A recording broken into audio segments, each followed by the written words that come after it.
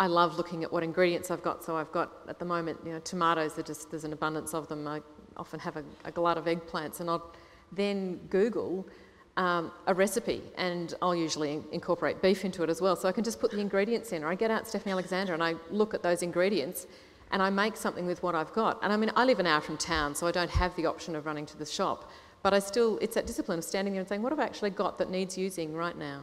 And Stephanie Alexander's cookbook, Cook's Companion, is fantastic for that because it's categorised by ingredient. So if you've got heaps of eggplants, go to the eggplant chapter. Right. What about you, John?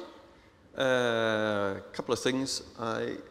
Every 6 weeks, I think it is, we don't do a food shop and we just eat what's in the house. So every 6 weeks, you have 1 week where you don't shop? Yeah, so you tend to accumulate stuff in the house. We try not to buy more than we need, but inevitably it happens, and so we finish that off in that week. And the other thing is, I think there's a huge waste, as people mostly know, there's a huge waste in supermarkets.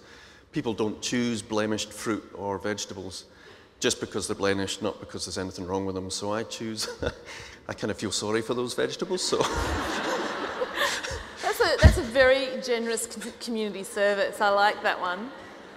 I'll share one of my tips. One of mine is to use the freezer. A freezer, it runs far more economically when it's full because solids freeze at a lower temperature than air.